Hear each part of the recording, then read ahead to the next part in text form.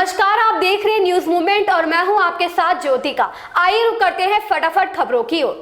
लखनऊ राजधानी की दुबग्गा थाना क्षेत्र में 15 नवंबर को लव जिहाद की शिकार निधि गुप्ता को चौथी मंजिल से गिराकर हत्या के मामले में फरार आरोपी सूफियान को नाटकीय ढंग से दुबग्गा पुलिस ने मुठभेड़ करते हुए गिरफ्तार कर लिया। लव जिहाद से चर्चित मामले को लेकर घटना वाले दिन से ही पुलिस अपनी किरकिरी करा रही थी, जिससे निधि गुप्ता के हत्यारे सूफियान को पुलिस गिरफ्तार न कर पाने से कई संगठनों ने धरना प्रदर्शन शुरू कर दिया था, जिससे सरकार भी इस मामले को लेकर पुलिस से जवाब मांग रही थी। इसलिए कमिश्नर लखनऊ ने आरोपित की तलाश में 9 टीमें लगाई गई थी। कमिश्नर लखनऊ ने आरोपी की गिरफ्तारी के लिए 25,000 का इनाम घोषित करने के बाद शुक्रवार को दोपहर 1 बजे दुबग्गा पावर हाउस के पीछे सूफियान से मुठभेड़ करते हुए गिरफ्तार कर लिया। मुठभेड़ में सूफियान के दाहिने पैर में गोली लगने की बात सामने आई है। वहीं सूफियान की तरफ से एक फायर करने की बात पुलिस कर रही है और एक अवैध कट्टा व एक कारतूस का खोखा बरामद हुआ है। किसी पुलिसकर्मियों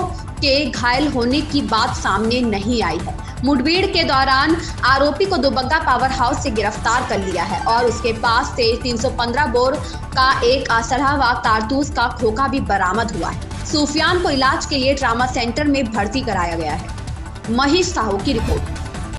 लखनऊ राजधानी के पारा कोतवाली क्षेत्र अंतर्गत सरोसा भरोसा मोड़ के पास बीती रात मेहंदी बगिया मोहल्ले में एक नवविवाहिता की संदिग्ध परिस्थितियों में मौत हो गई। महिला के परिजनों ने ससुराली जनों पर हत्या का आरोप लगाते हुए पुलिस से शिकायत की है। रानी उम्र लगभग 22 वर्ष पत्नी दीपक कुमार रावत निवासी सरोसा मोड़ मेहंदी बगिया कॉलोनी में रहती थी। गुरुवार की रात रानी का शव घर में मिला। इस संबंध में ससुरालीजनों का कहना है कि रानी ने घर के अंदर पंखे के सहारे साड़ी का फंदा बनाकर फांसी लगा लिया था। दीपक की मां ने जब यह सब देखा तो वह दूसरे कमरे से 7 फीट की दीवार फांदकर अंदर पहुंची और साड़ी का फंदा खोलकर रानी को नीचे उतारा, जिसके बाद वह स्थानीय लोगों की मदद से उसे इलाज के लिए भरोसा मोड़ पर स्थित वर्मा हॉस्पिटल ले गई, जहां डॉक्टर ने दूसरे अस्पताल के लिए रेफर कर दिया। जिसके बाद परिजन उसे इलाज के लिए आदर्श हॉस्पिटल ले गए, जहाँ डॉक्टरों ने उसे मृत घोषित कर दिया।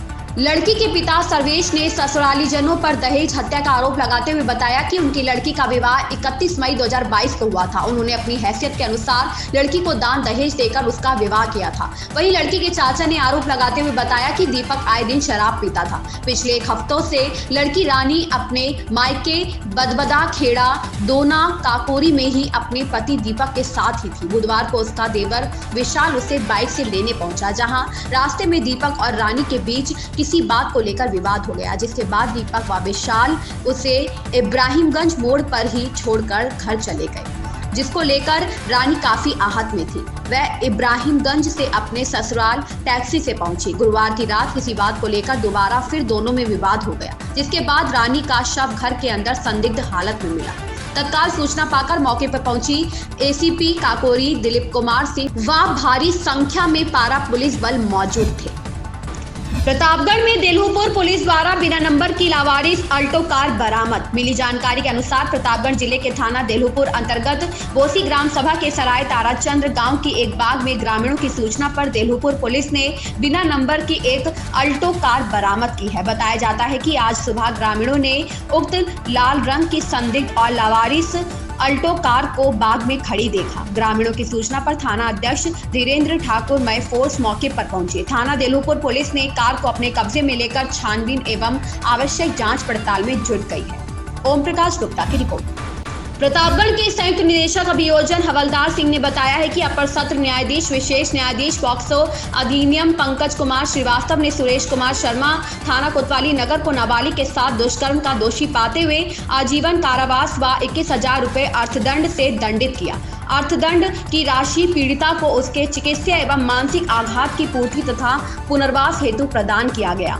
साथ ही उत्तर प्रदेश रानी लक्ष्मीबाई महिला सम्मान कोष में नियमानुसार आर्थिक क्षतिपूर्ति प्रदान की जाएगी। वादी मुकदमा के अनुसार घटना दिनांक 4 सितंबर 2018 समय लगभग 2:30 उसकी लड़की उम्र 13 वर्ष अपने पुराने घर पर शौच हेतु जा रही थी। पुराने घर से पहले अभियुक्त सुरेश कुमार शर्मा का घर पड़ता है। अभियुक्त घर पर अकेला था। उसने लड़की को बहला फुसलाकर बुलाया और दरवाजा बंद कर उसके साथ दुष्कर्म कर रहा था। उसी दौरान लड़की के चिल्लाने पर मोहल्ले के अन्य लोग आवाज सुनकर अभियुक्त के दरवाजे पर गए और अभियुक्त का दरवाजा तोड़कर उसे रंगे हाथ पकड़ा।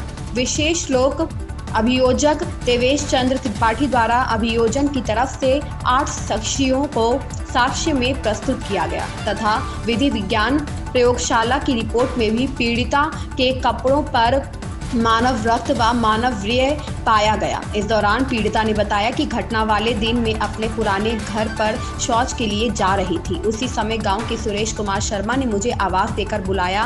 वह मुझे पहले भी स्कूल आते जाते परेशान करता था। वह मेरा हाथ पकड़कर अपने घर पर ले गया और दरवाज़ा बंद कर दिया तथा कुंडी लगा दिया। चारपाई पर पटक कर उसने मेरे कपड़े उतार दिए और उसके साथ जबरन जबरदस्ती गलत काम किया। जब वह चिल्लाई तो उसने धमकी दी कि अगर किसी से बताओगी तो जान से मार दूंगा। राज्य की ओर से पैरवी विशेष लोक अभियोजक देवेश चंद्र त्रिपाठी व अशोक कुमार तिवारी ने की। उक्त जानकारी जिला सूचना कार्यालय प्रतापगढ़ द्वारा दी गई है।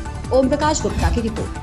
प्रतापगढ़ जिले की मानिकपुर नगर पंचायत अंतर्गत बभनपुर स्थित मस्जिद के पास इमाम चौक पर हमीदा बानो द्वारा अवैध कब्जे और पड़ोसी के कब्रगाह और हड़ावल पर मकान निर्माण कर उसमें रहने का मामला पिछले कई दिनों से लगातार तूल पकड़ता जा रहा है। मामले को लेकर लोगों में नाराजगी इस कदर बढ़ती जा रही है कि 2 बार अब तक टाउन एरिया कार्यालय पर धरना प्रदर्शन कर चुके हैं। धरने पर बैठे लोगों को समझाने बुझाने के प्रयास में एसडीएम कुंडा सतीश चंद्र त्रिपाठी, ईओ मानिकपुर चेयरमैन अबू जैद, गुड्डू, पिंटू जायसवाल, बबलू सोनकर, अजय सोनकर, रिजवान सहित बड़ी संख्या में लोग मौके पर पहुंचकर मामले को जानने समझने का प्रयास किया। एसडीएम कुंडा ने दोनों पक्ष से पेपर संकलित कर पेपर का अवलोकन करने के पश्चात मामले के निस्तारण की बात कही। साथ ही शांति व्यवस्था हर हाल में कायम रहने के लिए ताकीद किया।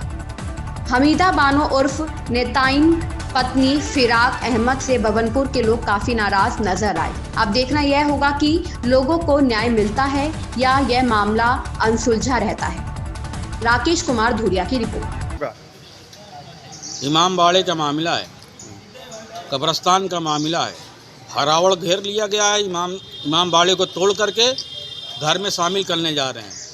किसने बनाया है? किसने शामिल करा? अरे यार नमुआ नेताइन बोलते, क्या नाम उनका? हमीदा बानो। अच्छा। उनका पति का नाम है फिराक अहमद। अच्छा। हाँ, तो क्या चाहते हैं आप अभी? अरे हमको हमारा इमाम साहब का चबूतरा खाली करें। हमको ये चौहद्दी हमको जो है परिक्रमा करने के लिए जगह होना चाहिए। चारों तरफ घूम के आदमी ताजिया को मन्नत पूरा करता है। और ये दरवाज़ा परवाजा हटे, या कमरा वमरा हटे, या बाउंड्री खाली करें। उसमें कब्रस्तान है, 2-2, 3-3 आदमी का, उसमें 4-4 आदमी का जो है दूसरे जो है उसमें जो है मिट्टी हुई है। एक आदमी अपना बाउंड्री करवा लिया, दूसरा आदमी का जो मौत मिट्टी उसमें हुआ है उसको भी कब्जा के लिए एक मिट्टी हो गई, उसको भी मिट्टी नहीं देने देगा, दूसरा जगह लेके गया मिट्टी। ये क्या सच्चाई है? ये जबरदस्त। ऐसी ही खबरों से जुड़े रहने के लिए देखते रहिए न्यूज़ मूवमेंट।